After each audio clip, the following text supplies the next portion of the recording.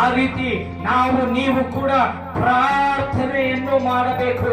ನಮ್ಮ ಪ್ರಾರ್ಥನೆಯನ್ನು ದೇವರ ಬಳಿಯಲ್ಲಿ ಮುಟ್ಟಬೇಕು.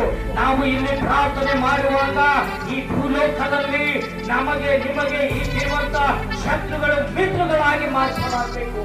ಈ ಭೂಲೋಕದಲ್ಲಿ ಅಪವಾದಿ ಎಂದು ಸೋಲಿಸಬೇಕಾದರೆ ನಾವು ಮೊಳಕಾಲೂರಿ ಪ್ರಾರ್ಥಿಸಬೇಕು. ಅದಕ್ಕಾಗಿ ಇವತ್ತೇ ನೀವು ನಿರ್ಧಾರವನ್ನು ಮಾಡಿಕೊಳ್ಳಿರಿ. ಯೆಹೋಶುವನು ತನ್ನ ಕುಟುಂಬ ಸದಸ್ಯರೊಂದಿಗೆ ಸೇರಿ ನಾನು ನನ್ನ ಮನೆಯವರು ಯೆಹೋವ ದೇವರನ್ನು ಸೇವಿಸುವೆವು, ಆತನನ್ನೇ ಕೊಂಡಾಡುವೆವು, ಆತನ ನಾಮವನ್ನು ಘನಪಡಿಸುವೆವು, ಆತನ ನಾಮವನ್ನು ನಾವು ಉನ್ನತ ಸ್ಥಾನದಲ್ಲಿ ಎತ್ತುವೆವು ಎಂದು ಆತನು ನಿರ್ಧಾರ ಮಾಡಿಕೊಂಡಿದ್ದಾನೆ.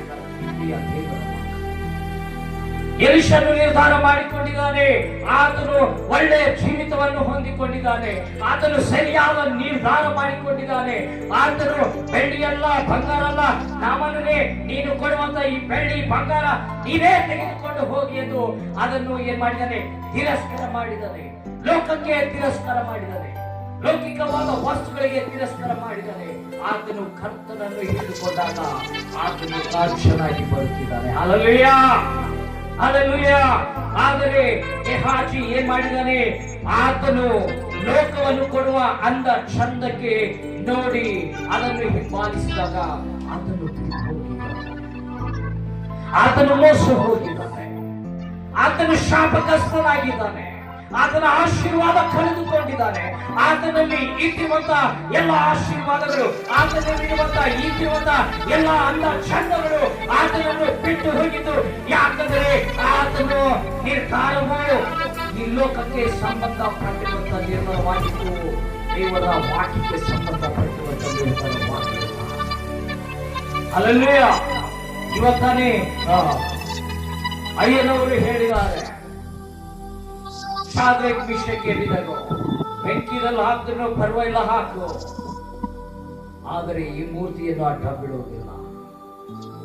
ನಾವು ನಡೆಯುವಂತ ದೇವರು ಯಾರಿದ್ದಾರೆ ನಾವು ತಿಳ್ಕೊಂಡಿದ್ದೀವಿ.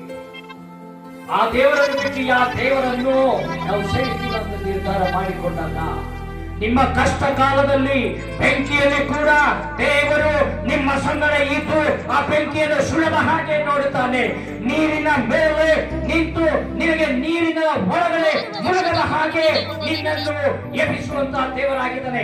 ಆಕಾಶದ ಮೇಲೆ ಕೂಡ ದೇವರು ನಿನ್ನ ಸಂಗಡ ಇದ್ದು ನಿನ್ನನ್ನು ಬಲಪಡಿಸುತ್ತಾನೆ. ಪಾತಾಳದಲ್ಲಿ ಕೂಡ ನೀನು ಇರುವಾಗ ದೇವರು ನಿನ್ನ ಸಂಗಡ ಇದ್ದು ನಿನಗೆ ಬಲಪಡಿಸುತ್ತಾನೆ. ನೀರಿನ ಹೊಟ್ಟೆಯಲ್ಲಿ ಜೋನನು ಇದ್ದಾಗ ದೇವರ ಕೃಪೆ ಆತನ ಸಂಗಡ ಇದ್ದು ಆ ಮೀನಿನ ಹೊಟ್ಟೆಯಿಂದ ಆತನಿಗೆ ಜೀವಿತವನ್ನು ಮತ್ತೆ ಸರಿಯಾಗಿ ಯಾವ ಪ್ರಾಂತದಲ್ಲಿ ಇರಬೇಕು ಆ ಪ್ರಾಂತಕ್ಕೆ ಮುಟ್ಟಿಸಿದ್ದಾರೆ ಎಂದು ನಾವು ನೋಡುತ್ತೇವೆ. ಹಲ್ಲೆಲೂಯಾ. ಅದಕ್ಕಾಗಿ ಪ್ರಿಯ ದೇವರ ಮಕ್ಕಳೇ, ನಾವು ಬೆಳಿಬೇಕು. ನಾವು ಏನ್ ಮಾಡಬೇಕು? ಬೆಳಿಬೇಕು. ನಮ್ಮ ಪರಿಸ್ಥಿತಿಗಳನ್ನು ನೋಡಿ ನಾವು ಬೆಳಿಬೇಕು. ನಮ್ಮ ದೇವರ ಮೇಲೆ ನಾವು ಇಟ್ಟಿರುವಂತಹ ಪ್ರೀತಿ ನಾವು ಕಾರ್ಯದ ಮೂಲಕ ನಮ್ಮ ಜೀವಿತದಲ್ಲಿ ನಾವು ಅದು ಬಳಸಿಕೊಳ್ಳಬೇಕು.